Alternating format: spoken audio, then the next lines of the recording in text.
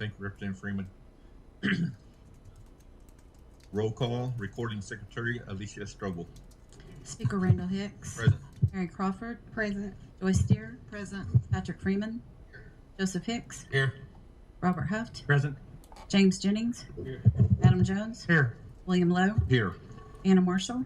Present. Charles McHenry. Here. Thomasine Yahola Osborne. Present. Darrell Proctor. Here.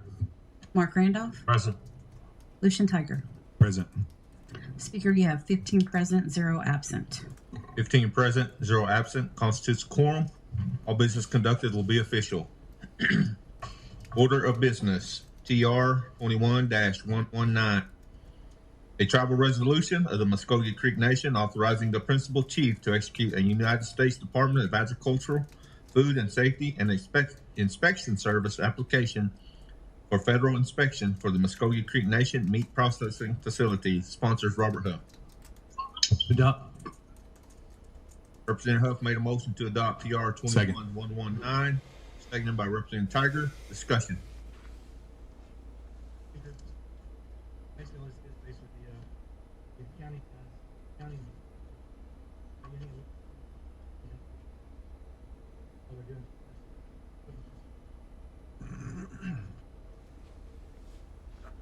Sorry, I'm sorry.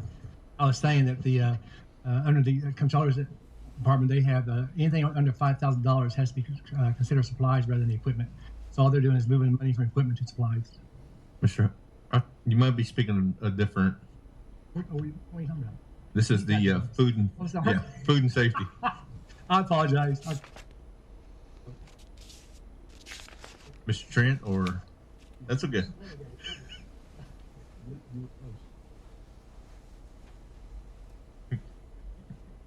Yes, thank you. So this is our application to have the meat processing facility be USDA inspected. The reason has come for obviously is a government-to-government agreement, and then Kevin wanted me to point out that there are a few things in there like we have to comply with OSHA and things like that. But this is just our application for them to come out and make sure that we fit the program, be able to be USDA inspected for the meat processing plant. Thank you, Mr. Trent. Council, is there any other questions or discussion for Mr. Kissy?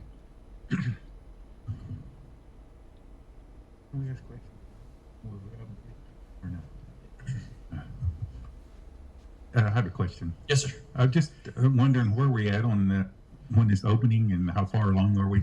It's coming in hot.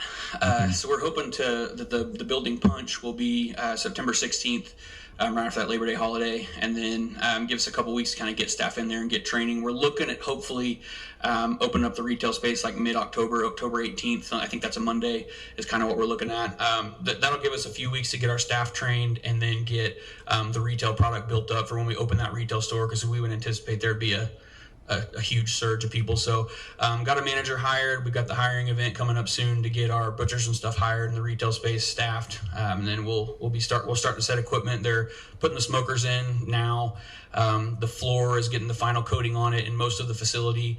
They'll have to lay one more area. One of the high traffic areas, they're going to put that floor down last just so it doesn't get scuffed up. And then once the floor is done, we'll start moving equipment in and being ready to roll. All right, thank you. Any other discussion? Representative Jennings. Yes. So you say that the retail is going to be open in mid-October? We hope, yes, sir. That's the plan right now. As long as everything goes according to plan, we're hoping that October 18th. And that's not any official. We haven't set that officially or anything. That's kind of our target to open that up. Okay.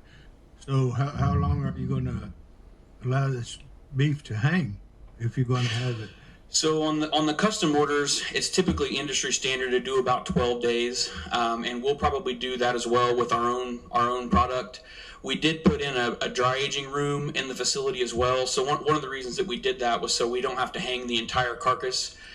So we can kind of speed up that processing on that end. Some of the cuts don't need as much aging, but the real high value, like the loins and the ribeyes and stuff, where you would want like a dry aged steak, you wouldn't have to hang the whole carcass and get like your roasts and things that don't really benefit as much from that additional aging. You wouldn't have the shrink from the moisture loss, basically, is all it is.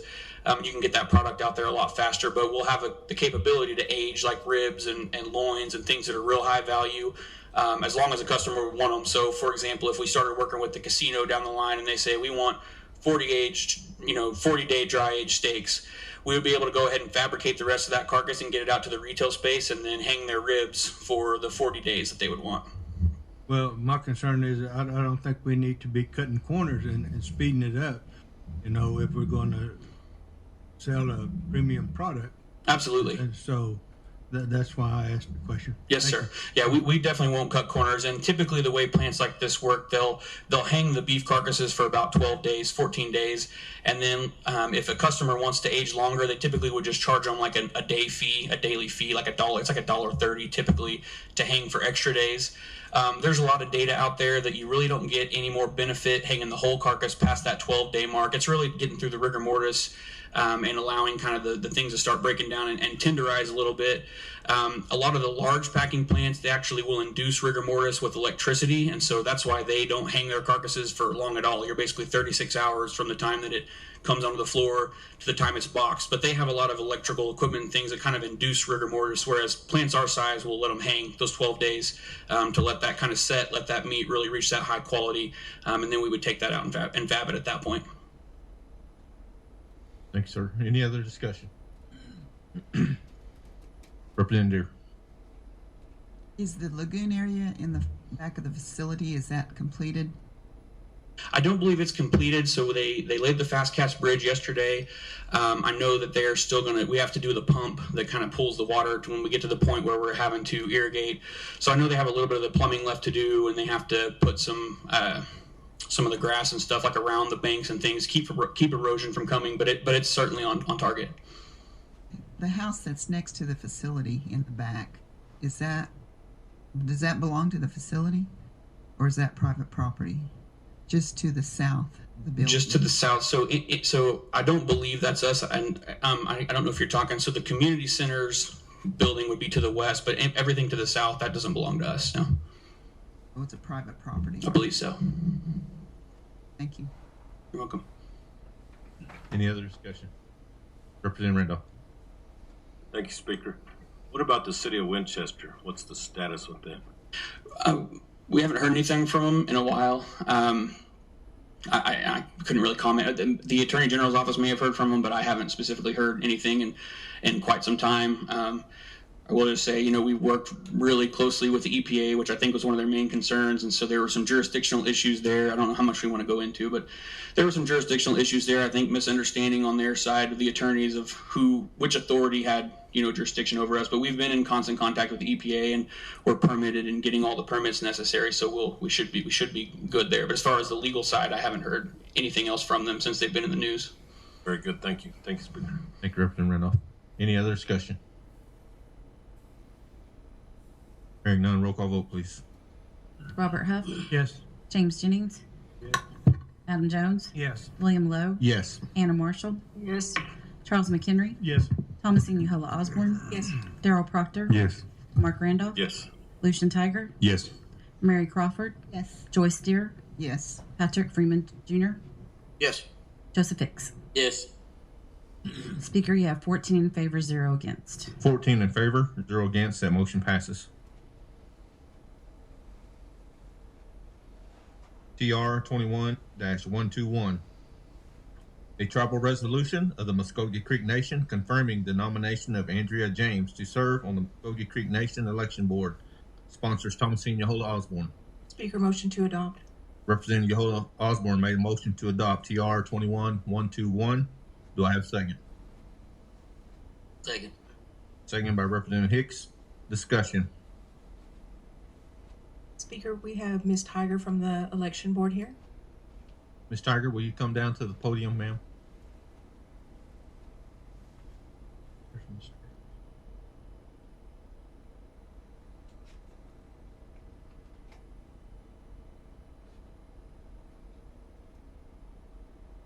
Good evening. Good evening, everyone.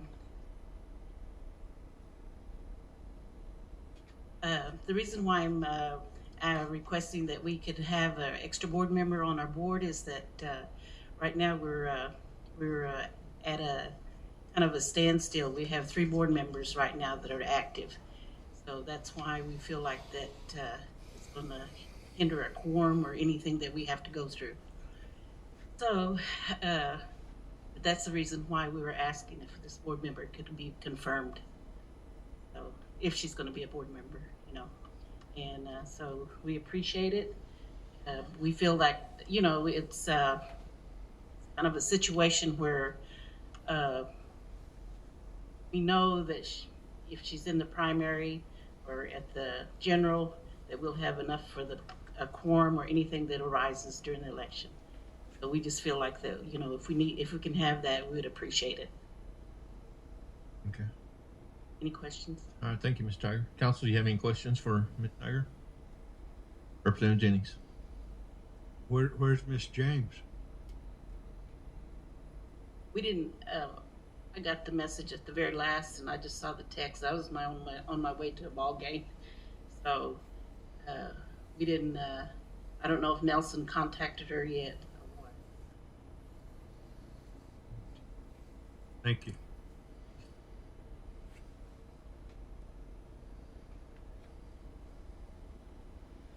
Any other discussion? Representative Lowe. Thank you, Speaker. To me, I don't have a question at all. I just would feel a lot more comfortable if we had the candidate here to actually ask questions with. I mean, she has a phenomenal resume, and I appreciate it. I just think it's best for me to make a educated decision. I would need to visit with her, sir. But thank you, Representative Lowe. Any other discussion? Speaker? Representative Yola Osborne? Yes. I'd like to make a motion to postpone until the next regular session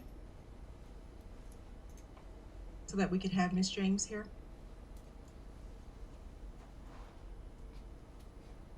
Do you want to return this to the committee?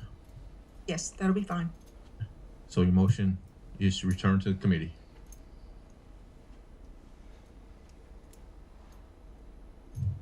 Speaker. Representative Tiger. Thank you, Speaker. It goes back to the committee. We would need to call a HEW meeting to address this. Is there any knowledge of anything else that might need to be addressed? So there'd be another emergency session, Chief or Speaker? Speaker? No. Okay, thank you.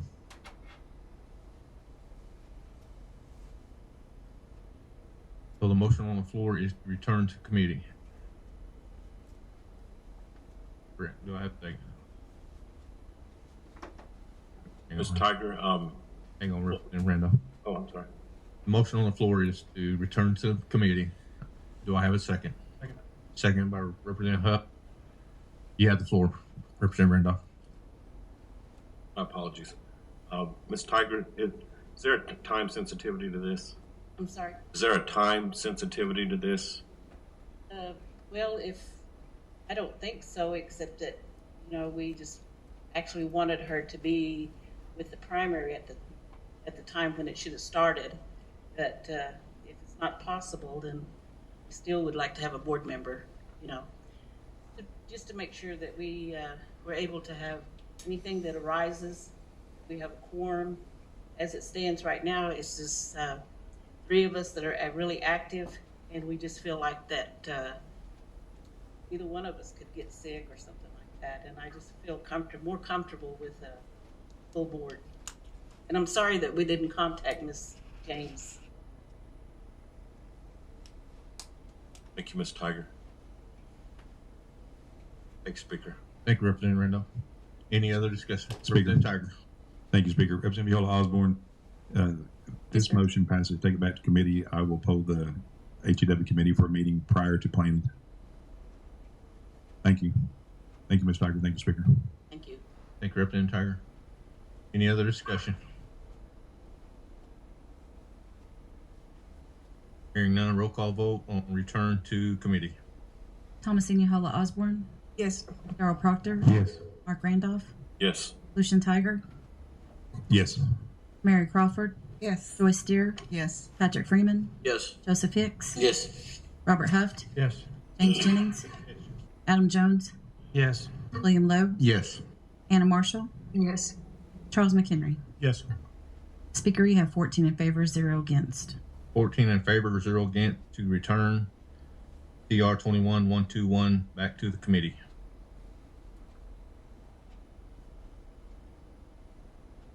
NCA 21-092. A law of the Muskogee Creek Nation authorizing an appropriation to the Muskogee Creek Nation Tourism and Recreation Department for the Fountainhead Golf Course. Sponsors William Lowe. Speaker, make a motion to adopt. Representative Lowe made a motion to adopt NCA 21-092, seconded by Representative Jones. Discussion. Yes, Speaker, I'd like to give Mr. Stephen Fox some time, please. Mr. Fox, please come forward, please.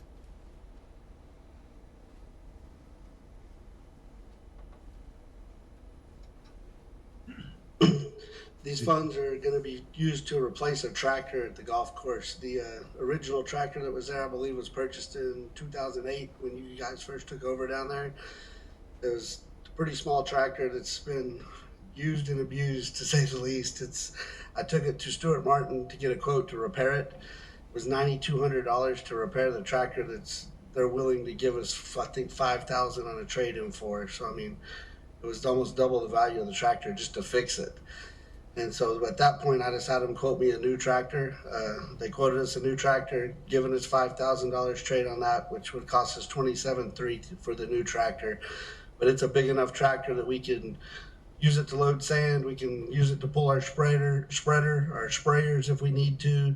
It has turf tires on it where we can drive it up and down the fairways to spread fertilizer, where the old tractor had ag tires on it, so you couldn't even drive it on the golf course at all. It would just tear up the turf anywhere you drove. I mean, the tractor we're getting could do a lot more things that we need to do on the golf course, and I mean, should easily last 15 to 20 years, I mean, as long as it's taken care of. So. Thank you. Is there any discussion or questions for Mr. Fox?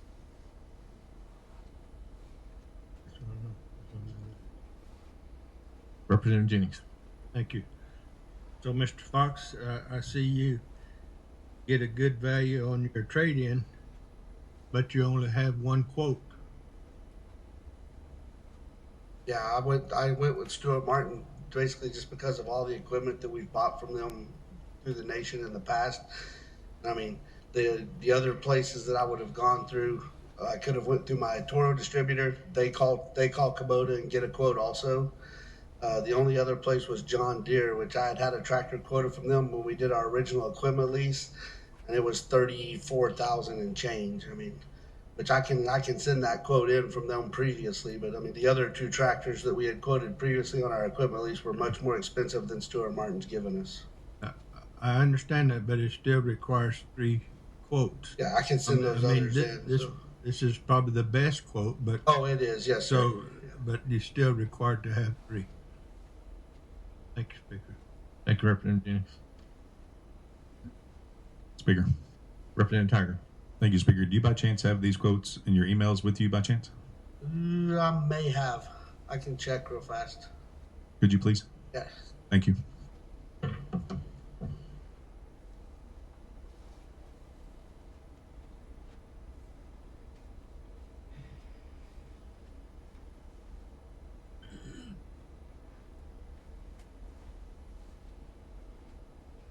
Speaker. Representative Lowe. To give Mr. Fox some time, we can allow him that time to get those 2 other quotes and add this to the BF&J agenda.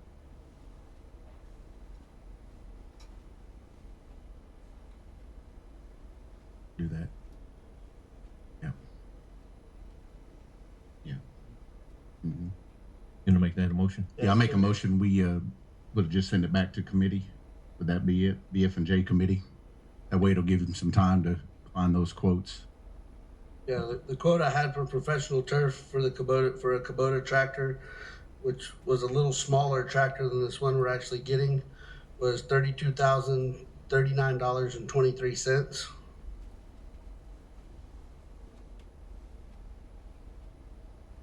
Okay. Speaker, is there a motion in a second? Yes. I second it. Thank you. Okay, the motion on the floor by Representative Lowe is to send back to the committee. Do I have a second? Second by Representative Jennings. Any discussion? Any discussion? Speaker.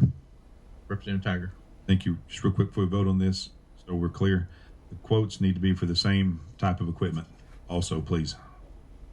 When you come to BF, if this goes back to the committee, they need to be for the same type of equipment, please. Okay. Thank you. Thank you, Speaker. Any other discussion? Hearing none. Roll call vote, please. William Lowe, Yes. Anna Marshall, Charles McHenry, Yes. Thomasine Hola Osborne, Yes. Darrell Proctor, Yes. Mark Randolph, Yes. Lucian Tiger, Yes. Mary Crawford, Yes. Joyce Deere, Yes. Patrick Freeman, Joseph Hicks, Yes. Robert Huft, Yes. James Jennings, Yes. Adam Jones. Speaker, you have 14 in favor, 0 against. 14 in favor, 0 against, to return to committee. And BF&J meeting is next Thursday, correct, Representative Lowe? Mr. Fox, BF&J will be next Thursday. NCA 21093. A law of the Muskogee Creek Nation authorizing the expenditure of the American Rescue Plan Act, ARPA, funds received from the United States Department of Treasury for the Muskogee Creek Nation vaccine incentive for tribal employees. Sponsors Charles McHenry. Speaker, make a motion to adopt. Representative McHenry made a motion to adopt NCA 21093. Okay. Seconded by Representative Randolph. Any discussion?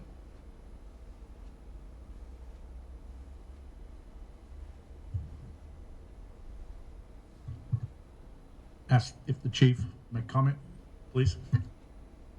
Chico? Good evening, Council Representative. As you all know, the what I call the third strand, and I think Mr. Terry kind of explained yesterday, gave you a report on how much it's increasing. We definitely don't want to lose any more citizens or employees, to this virus. So, what we had discussed yesterday and today, trying to follow footstep of what the health department's done, and I think the GOAB is in discussion as well. To provide some incentive for the ones who has not received it, $500 if they get the vaccine. Another problem is the ones that's prior to already received it will receive the $500. As you see in the legislation, it also states that we will have some contract workers. They're not direct employees of the nation, but we have some that'll be working on the ARP funding and different emergency assistance that they are contract. So we allow that we'll pay them $200. Anything after a certain date of, I think the 30th, that they would receive, or December 21st would receive $100. So we kind of step it down. Definitely don't, as I mentioned, definitely don't want to lose any more citizens. And it's best to protect the citizens and employees that come to the complex. We've had to have the mask required in the safe space. And I know, talking to Citizenship Board, due to the legislation that was passed last month, the Citizenship Board has increased. They have just the other day, over 700 applications for enrollment. So they are swamped. So I did approve overtime for them to try to get caught up. And when the citizens come into the office or in the little area, they're crowded. So we're going to have a discussion on if we should make appointments only, as we did before. Definitely don't want to shut everything down like we did. Especially, I know I got calls from community centers as well, wanting them to comply with the CDC regulations if they hold their meetings as well. And this on y'all's approval, I'm pretty sure everyone's getting calls. I got calls from some of the council's reps as well, to protect, basically to protect the citizens and the employees of the nation. Is there any questions? Council, do you have any questions? Representative Crawford. Well, Chief, as you well know, when you put out legislation like this for money, they're going to ask, where do they sign up to receive this money to show that they've had their vaccinations? Most employees, it is recorded, in the health department. That's where we have to, unless they can show their card. the ones that did receive their shots already should have a card. Right. Once they, we get that information, they can provide that. That's what we'll need, and they can give that to their cabinet members or their managers, whatever. Now, be aware, this is, the health is doing theirs, and gaming, this is for just the employees at the tribal complex. So if you get any questions, separate from the election citizenship board, or the gaming facilities and the health department. This is only for the tribal headquarters. Thank you, Representative Crawford. Representative Deere. Chief, does this need to specify that unless they're getting it in another department, they're not included in this legislation, the gaming and the health department? Does this need to specify that? It needs to be. No, because the health department's already done that. They have theirs in process already. But the gaming's just starting, I understand. They're doing the same thing. Yes. So if it says it here, can they apply for both? The way it reads to me, they could. So it needs wording in here to say, unless they're receiving it from gaming or the health department. Yes, if you want to make that amendment to just include the tribal employees here at the nation or headquarters, whatever.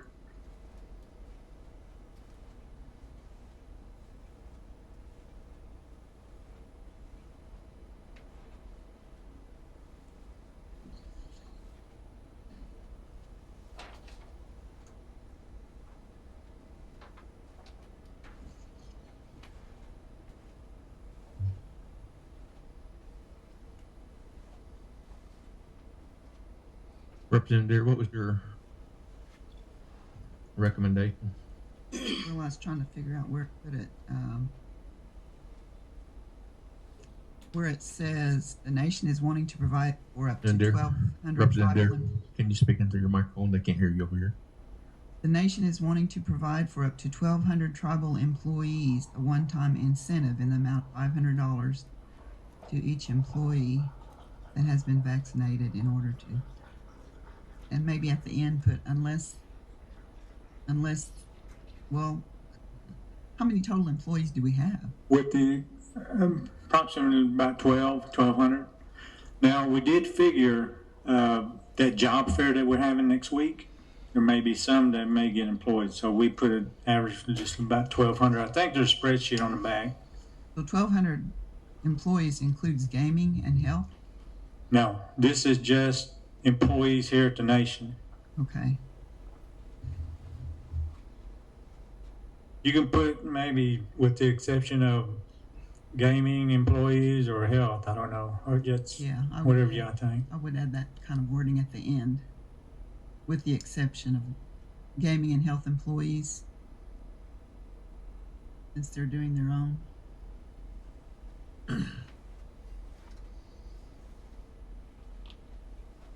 I don't know, is it clear to you? And then would you include MNBE? Since they're different, they're not actually Creek Nation employees. They're a separate entity on that. Okay.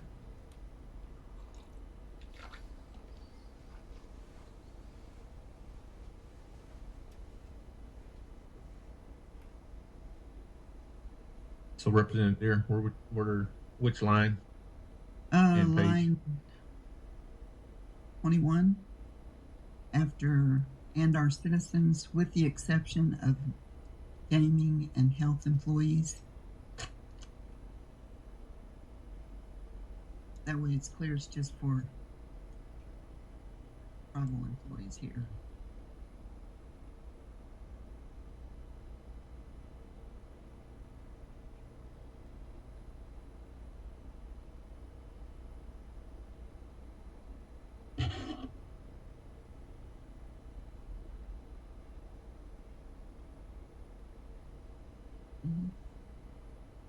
Works.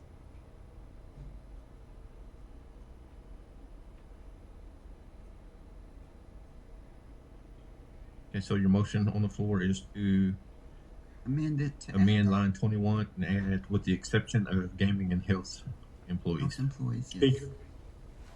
You may add the college too, because college got a grant and they're doing their own. I forgot about that. Speaker, Representative Jennings. Chief, the college has already done theirs. Theirs was funded through the BIE. Yeah, that's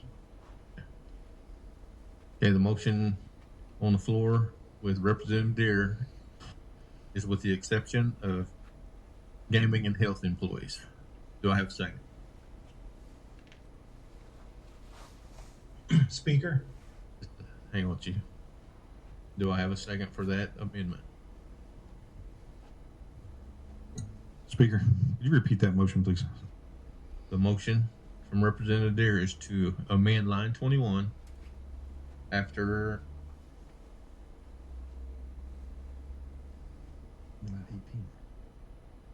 citizens to add with the exception of gaming and health employees. So you're gonna add the college too, if they've already done. We can add the college if they're getting separate funding. Are they doing the same thing? The doing college the has same already on been their own. done?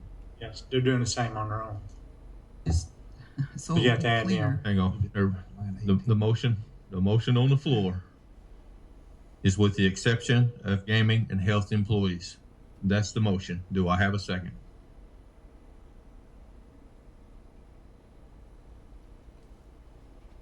A second. Second for discussion. Second by Representative Tiger. Now discussion. We need to amend it to include the College of the Muskogee Nation employees. So College of Muskogee, I would say with the exception of gaming, health, and the College of the Muskogee Nation employees.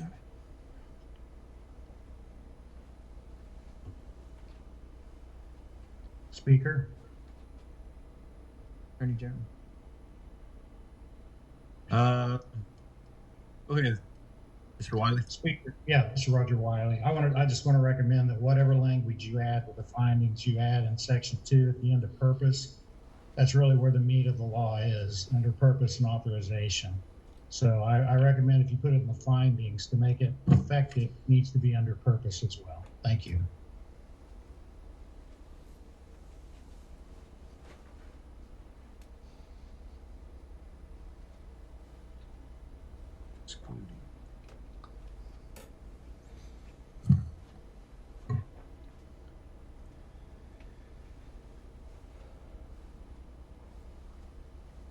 And so now you made another motion to add the College of the Just add the Nation. same language at the end of that sentence under purpose. Section 2, purpose.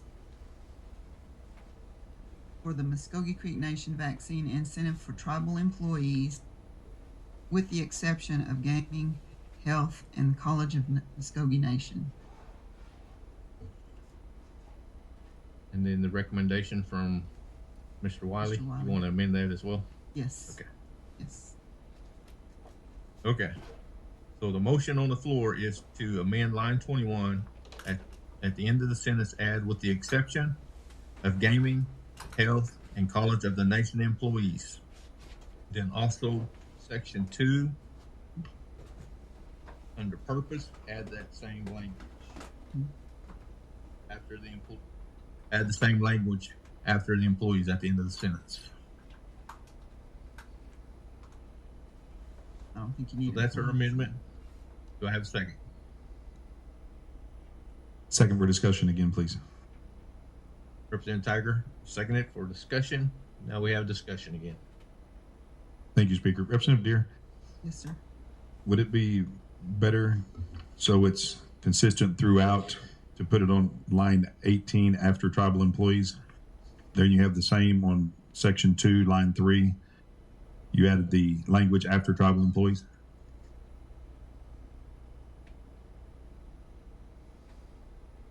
Yes, I agree. I agree. Thank you, Speaker. Thank you, Representative Tiger. Representative Jones. Thank you, Speaker. I got a question for Attorney General and possibly Chief too at the same time. When we administer this, and it's pretty vague, and I agree the pandemic's a terrible thing, but it almost looks as if it's paying somebody to take the vaccine as well. But should there be any type of documentation about the vaccine with the facts and data with the science to back it up. That's being administered by the administration to the employees. Total understanding. Should that be in there, AG? I mean, because it's just as here's the shot, or is the data sheet there for the employees and citizens as well, or is it just here's your shot? You know, I think that's a question better directed to Sean Terry, healthcare director or health director. I don't know what information is being distributed at the time the shot is given. Okay. Sean, did you hear that question? I did. Of course, there is information that's given out with the vaccination, and Representative Jones, this information and what's out publicly changes on a pretty rapid basis out there. But this Delta variant is rapidly spreading. And pretty much it's become a pandemic of the unvaccinated. Over 90% of all of our admissions, all of our positives are folks that have not been vaccinated. And there's really only one way out of this, and that's people are going to have to be vaccinated. And we've instituted a mandate, and those mandates come with very controversial opinions about. You have people that are anti-vaxxers. You have people that have religious objections and physical objections. And so what we really hope is that a logical first step is really getting out to everyone that there's only one way out of this, and that's to receive this vaccination. And we hope that incentivizing can be more effective than going to the more drastic measures of mandates. And I hope that it doesn't have to come to that throughout the rest of the nation, but that's where we stand. Thank you. Thank you, Representative Jones. Representative Jennings. Well, while we're on discussion here, I'm not for this bill. I appreciate all our employees, all the risk that they take, but you have Creek citizens out there that have been vaccinated, and you want them to get vaccinated, to have to go to a job to provide for their families. So I feel like by having a select group, and this money, these ARP funds, come from the Department of Treasury for the people of the Creek Nation. So I feel like that the everyday Creek citizens should be included in this payment also. So if they're vaccinated or become vaccinated. Thank you. Thank you, Representative Jennings. Representative Lowe, did you have something? Madam Speaker, I was going to kind of make the same point Mr. Jennings did. You know, I know we have tribal employees that are non-citizens, and I know we passed that bill for our citizens to receive distribution. So will the employees get their distribution before our citizens will? Chief. Well, we thought of that too, Mr. Will. Mm-hmm. Mr. Lowe, you know, at this point, I have to protect the employees as well. Sure. And we do have citizens coming to the complex. Now, we have been in discussion about all the citizens. You know, what can we do to help them? Our challenge is going to be those that may live out of state. You know, we can count the ones that use our facilities to get the vaccination. But the ones that did not, you know, they had to provide the card. And those that live out of state, you know, same thing. We have been in discussion about that. And if y'all is in favor, you know, I'm willing to sit down and see how we can figure that out. Mm-hmm. Definitely, I understand what Mr. Jennings said, because, you know, if I worked same in the previous employer, you know, I would hope they would have done the same thing. But here, our nation, I have to do what I need to do to protect the employees in the nation. So we can't discuss that. we did discuss a little bit, but there's going to be some challenges. Sure. I think, Speaker, if I may, the other thing is, what about those with natural immunity to or have the medical conditions that they cannot get the vaccine? Are they technically penalized because they can't show you a card that they received the vaccine, so they're out of the $500 running instantly? That was discussed as well. If they do get COVID and have to take off, they'll get admin leave. Mm-hmm.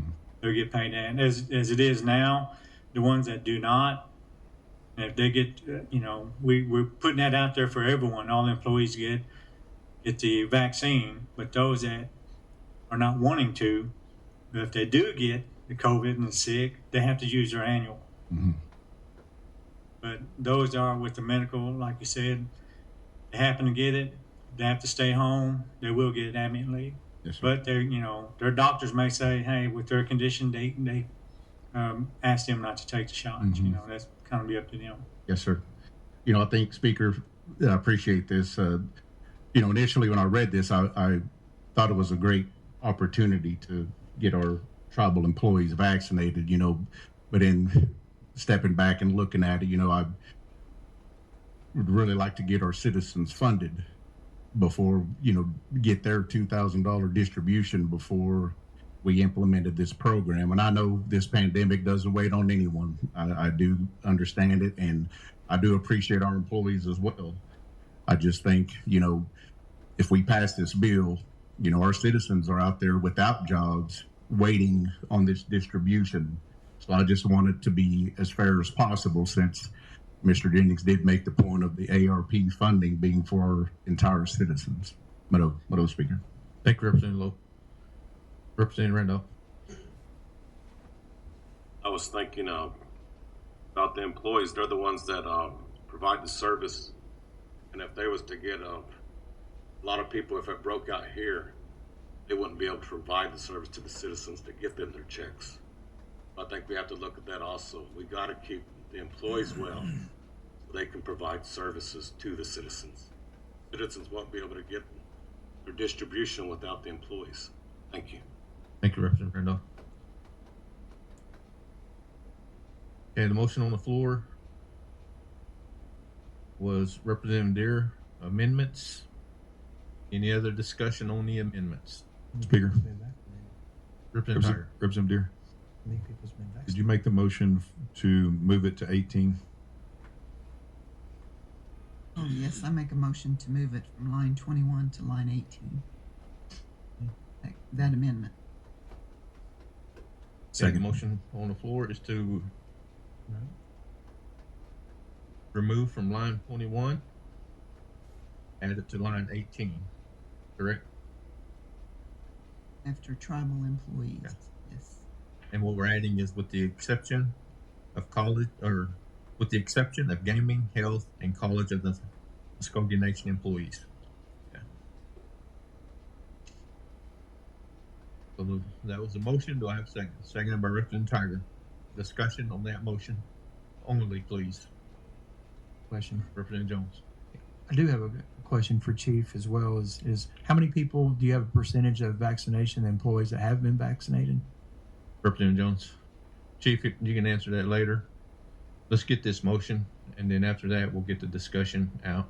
So the motion on the floor again, line 18, add with the exception of gaming and health employees and the College of Muskogee Nation employees. Line 18. Any other discussion on that motion? Call for vote. Roll call vote, please.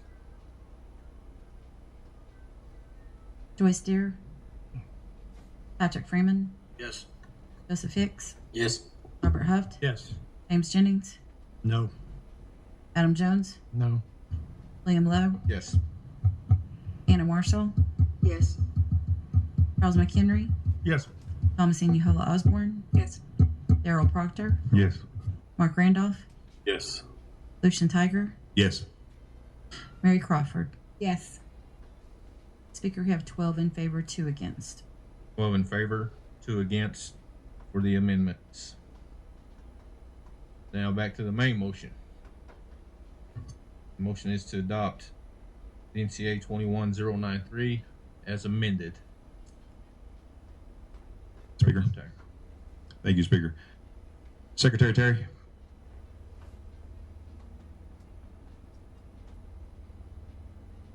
Yes, sir. Thank you, Secretary Terry. After hearing the discussion, Yes. after hearing the discussion,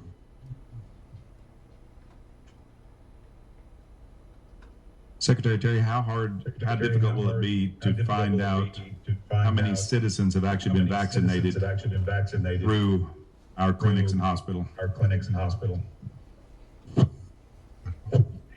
Are you saying citizens in general or employees that are citizens? Tribal citizens. I could pull a report relatively easy that would give us our patients by tribal affiliation. I don't think it would be that difficult to do.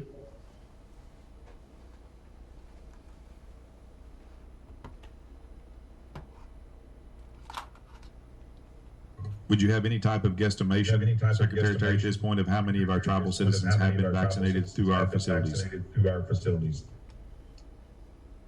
My best guess, Mr. Tiger, would be probably between 35 and 45%.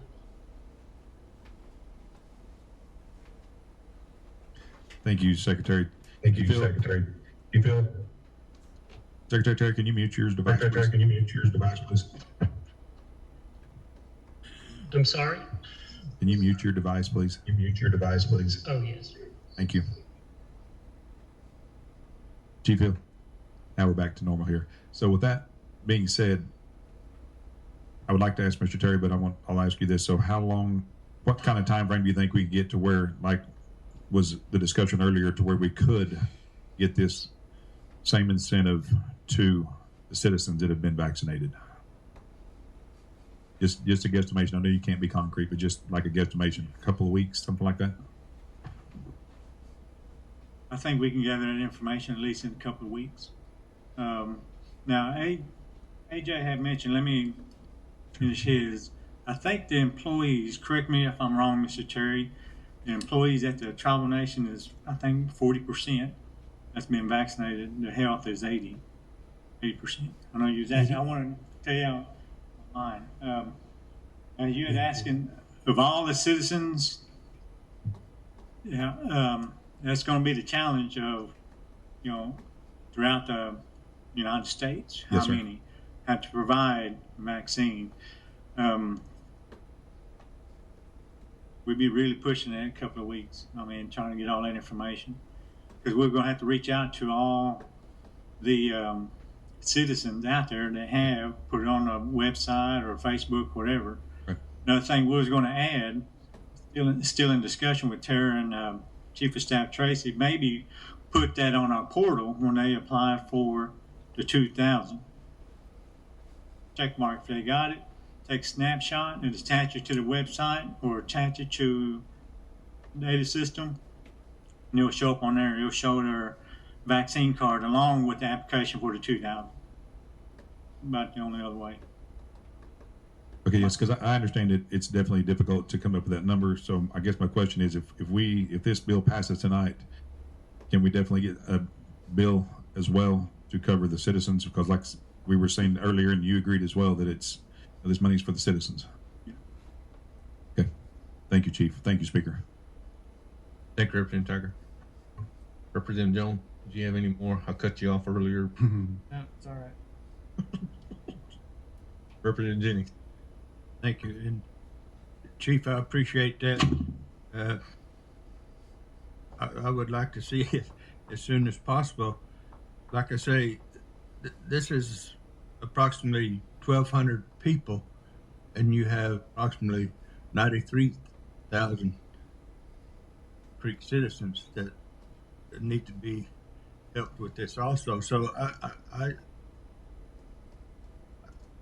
I just hope that we can get another bill to include that in, if that's what it takes to get their money to them, make that part of the application to receive this extra incentive. I'm just still concerned about the everyday citizen. Is what I'm concerned about, and this money is for Creek citizens. Thank you, Speaker. Thank you, Representative Jennings. Any other discussion? Just comment. Representative Hicks. Chief, this bill you got here, you know, I know it's, you know, I'm kind of in the same boat with Representative Lowe and Representative Jennings. You know, I see that it's good for our employees, you know, to kind of give back to them for getting the vaccine. Can you speak in a microphone, please? Oh, I know it's good. You know, to me, this bill was done with good intentions. It was to reward our employees for getting the vaccine. But again, like Representative Lowe and Representative Jennings said, you know, this bill just flew out of nowhere whenever, you know, here was it last month, you know, we passed a deal for our citizens to get 2,000, and, you know, they're not even being able to be helped yet. You know, and then too, it being called an incentive, that to me looks like people are being paid off to get this shot. You know, I think it'd be a bonus because you got it. If you don't get it, fine. If you do, fine too. And I know it's for protection of everybody around. You know, I've definitely had my vaccine, you know, and I know there's others who don't want it. So, you know, I'm kind of, like I said, I'm kind of in the same boat with Representative Jennings, Representative Lowe. I guess that's all I got to say. Thank you. Thank you, Representative Hicks. Chief? Yeah, I totally understand. I mean, that was discussed today, what to do with all the citizens. But I was going to kind of say the same thing as Mark. They all come here. So we have to do it to protect them when the citizens come to the complex, as well as protecting the employees. Definitely, that was on my mind, Representative Jennings. You know, we have to help all the citizens, but some employees are the ones that provide the services to the citizens. So we have to protect them as well. I'm more than happy to sit down, you know, even if y'all want to put a start target date on this, that's fine. But it's whatever the council wishes are. Like I said, I understand what Joe was saying too, that I've seen a lot of legislation come at the last minute as well. So thank you. Thank you, Chief. Representative Marshall. Chief, in the section B, where it states that the ones that haven't been vaccinated are getting 500, and then those that were vaccinated between October the 1st and December 31st are only getting 300. So you have a group of employees who voluntarily got vaccinated, and I think they should get the same amount as the ones that are getting it now at 500. They are. They're getting 5. No, but I'm saying that the ones, tribal employees that were fully vaccinated, or maybe I'm misunderstanding it, from October 1, 21 through December 31, but they're getting a reduced one-time incentive of 300. Am I reading that correctly? What is that? Well, we set a timeline from like October to December. Mm-hmm. That's why we set the timeline if you get it now. But you're going to have some that may wait to the last minute. So that's from October to December. So should that have been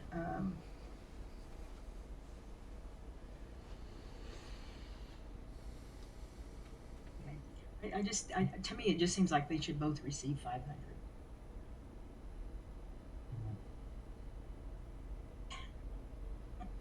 Like I said, it's kind of, you want to encourage them to get it sooner than later.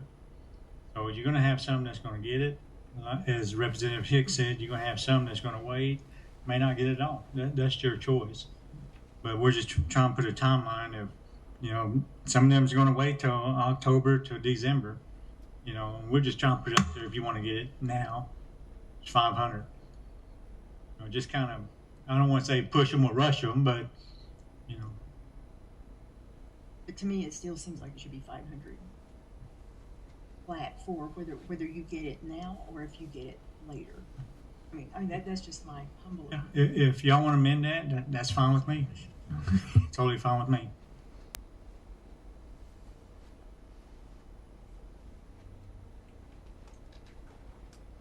Representative Marshall, we're good?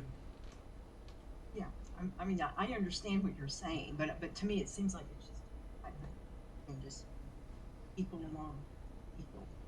This is okay. I can live.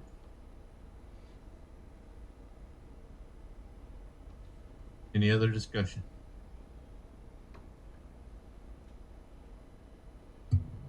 Call for the vote. Call for vote. Roll call vote, please. Charles McHenry, Yes. Thomasine Yohola Osborne, Yes. Darrell Proctor, Yes. Mark Randolph, Yes. Lucian Tiger, No. Mary Crawford, Yes. Joyce Deere, Yes. Patrick Freeman, Yes. Joseph Hicks, No. Robert Huft, Yes. James Jennings, No. Adam Jones, No. William Lowe, Speaking before I answer, can I ask a question? We're actually going to have a bill to roll out to our citizens if this passes, correct? For the same, that's what we discussed earlier. That was the discussion. Yes, sir. Okay. Yes. Anna Marshall,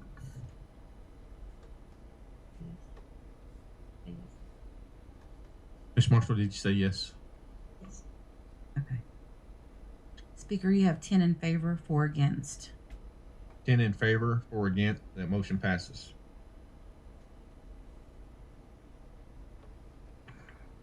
And that concludes the order of business. Next item on the agenda is announcements. Are there any announcements from council? Impeachment session immediately following emergency session. We'll may take a 5-minute break. Take a 5-minute break. We'll come back. We'll go into the impeachment session. Freaking doing all Any other announcements? Send the 2,000 out right here. Hearing none, entertain a motion to adjourn. So moved. Representative Tiger made a motion to adjourn. Second. Second by Representative McHenry. All in favor, signify by saying aye. Aye. All opposed, same sign. This time, I'd like to ask Representative Joe Hicks to give the benediction, please.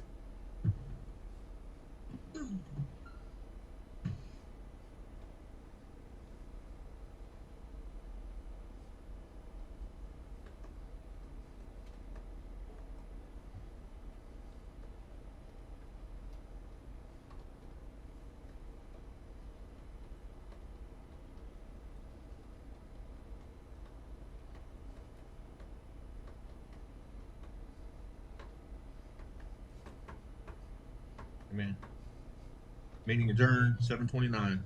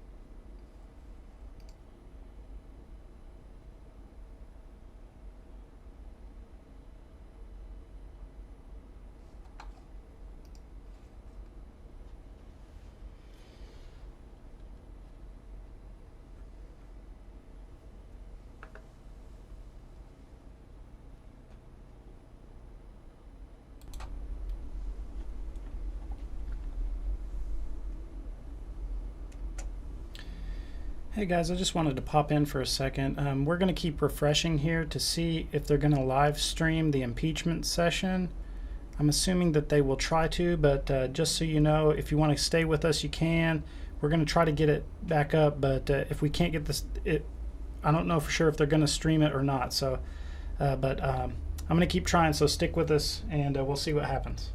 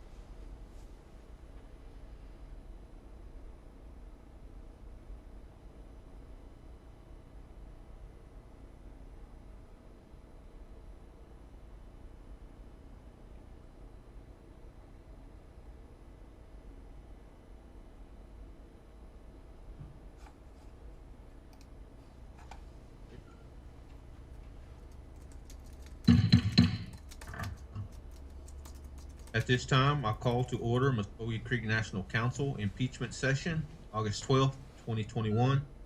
Time is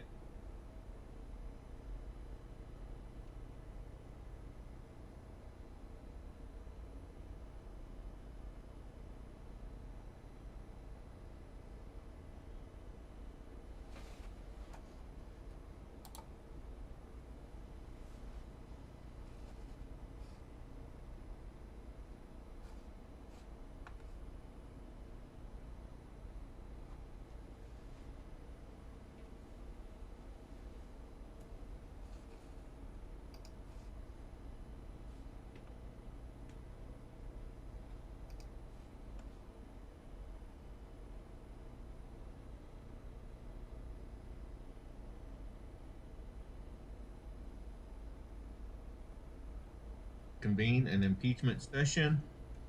At this time, I will inquire each representative to cast a vote to convene an impeachment session. Each representative shall stand, state his or her name, and answer with yea or nay to the question of whether to convene an impeachment session.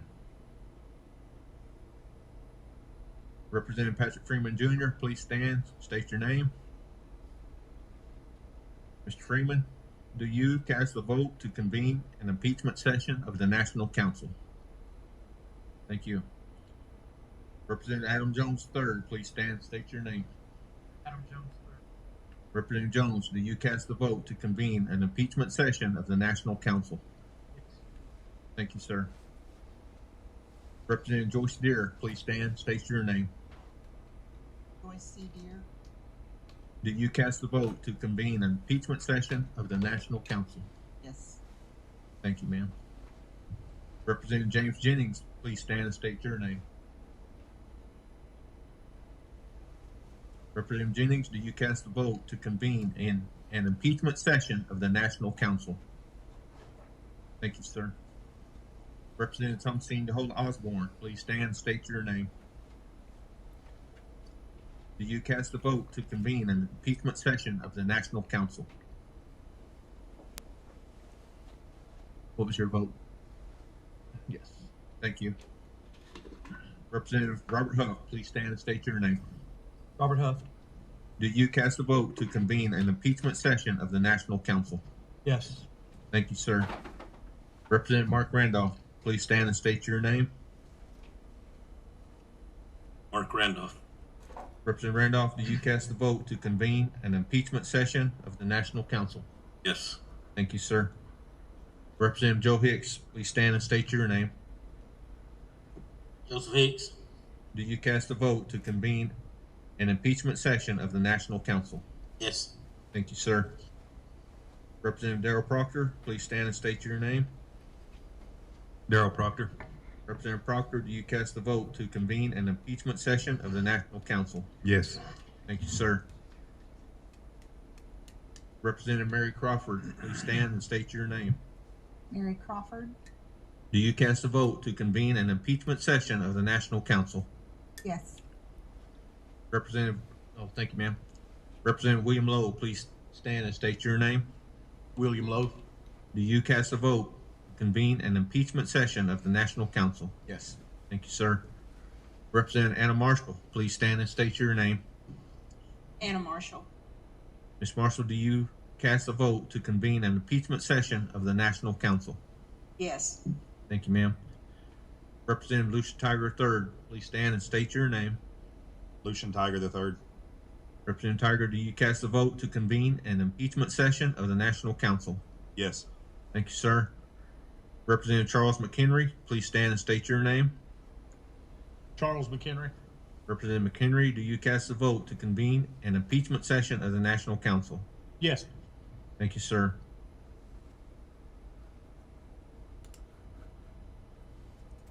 Speaker, you have 14 yeas and 0 nays. 14 in favor and 0 against. At this time, I declare the National Council to be in impeachment session.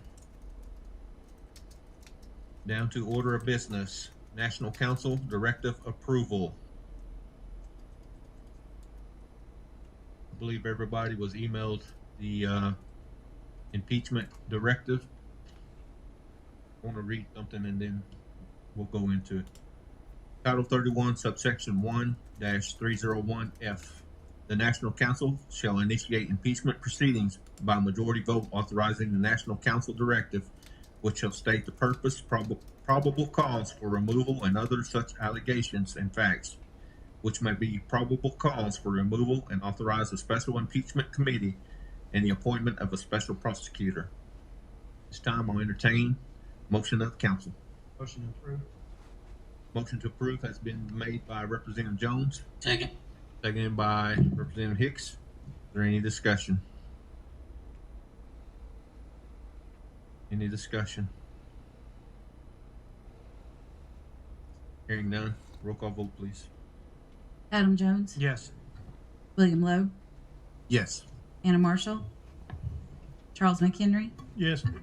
Thomasine Yohola Osborne, Yes. Darrell Proctor, Yes. Mark Randolph, Yes. Lucian Tiger, Yes. Mary Crawford, Yes. Joyce Steer, Yes. Patrick Freeman, Yes. Joseph Hicks, Yes. Robert Huft, Yes. James Jennings. Yes. Speaker, you have 14 in favor, 0 against. 14 in favor, 0 against. That motion passes.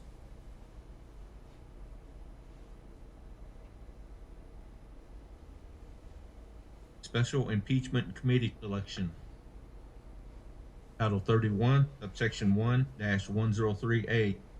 A special impeachment committee shall be convened consisting of 7 members of the National Council and 1 member to serve as an alternate committee member selected at random. Title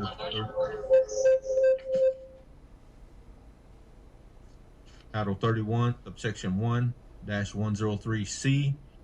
The purpose of the Special Impeachment Committee shall be to examine charges, investigate activities, and examine evidence for cause for removal, as the directive shall state, and report its findings to the National Council.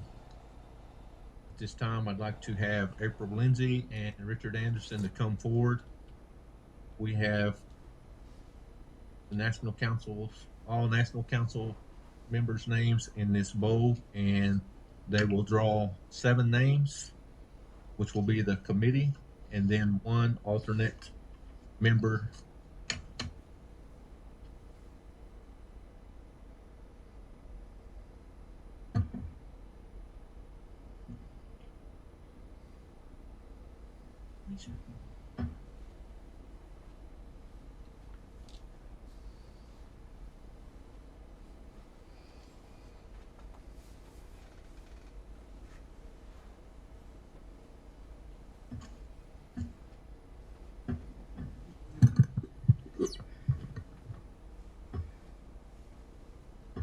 We're going to read the names and put them in the jar.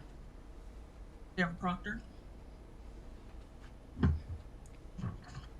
James Jennings, Joyce Steer,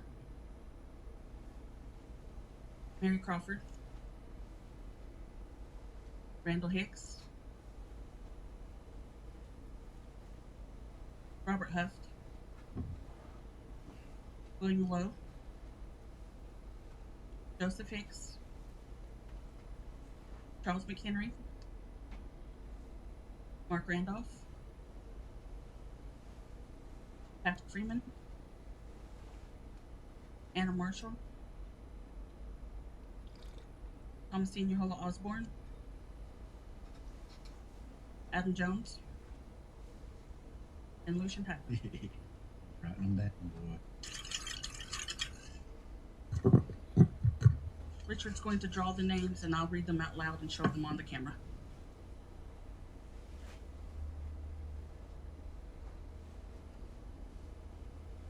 Thomasine Yohola Osborne,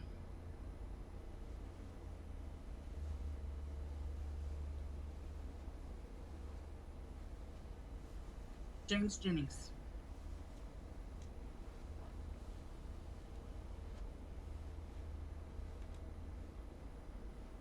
Mary Crawford,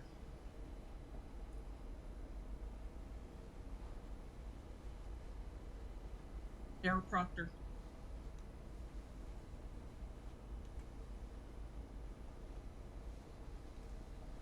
Randall Hicks,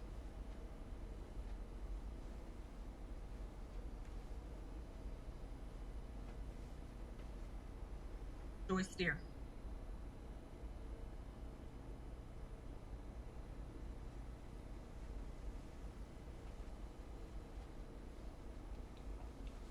Mark Randolph. This will be the alternate.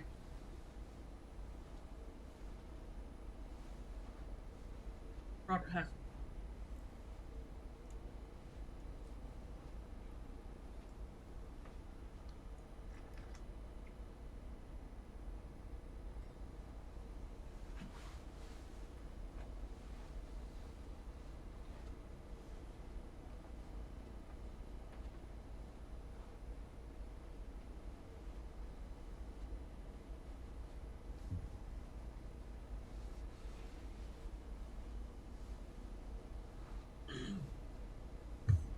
Thank you, April. Thank you, Richard. So the Special Impeachment Committee will consist of Representative Thomasine Yahola Osborne, Representative James Jennings, Representative Mary Crawford, Representative Darrell Proctor, Representative Randall Hicks, Representative Joyce Deere, Representative Mark Randolph. Alternate is Representative Robert Huff. Title 31 MCNCA 1-105A 2 states it is the special prosecutor's duty to convene the Special Impeachment Committee. So, with that being said, this will conclude the order of business. Any announcements?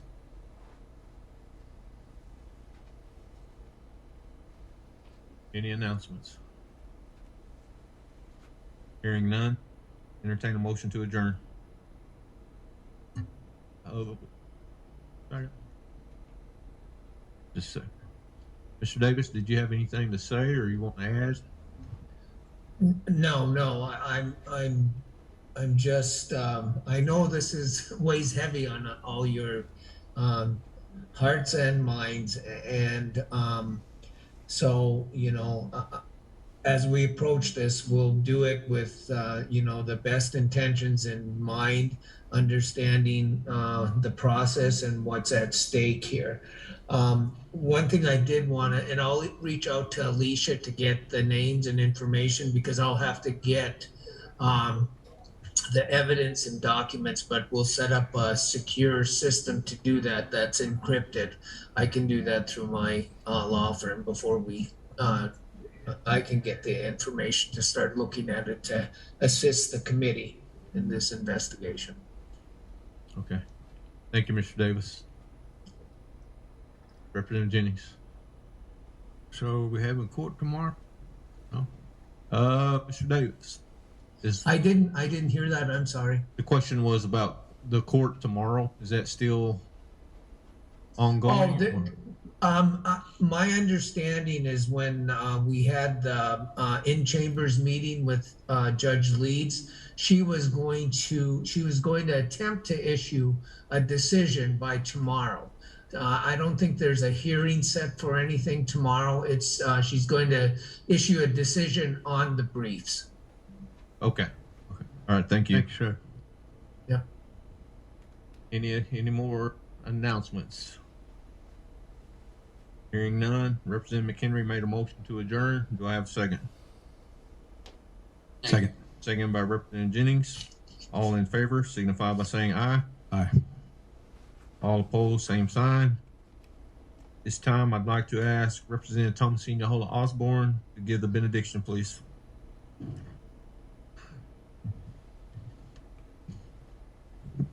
Father, I just thank you for this day.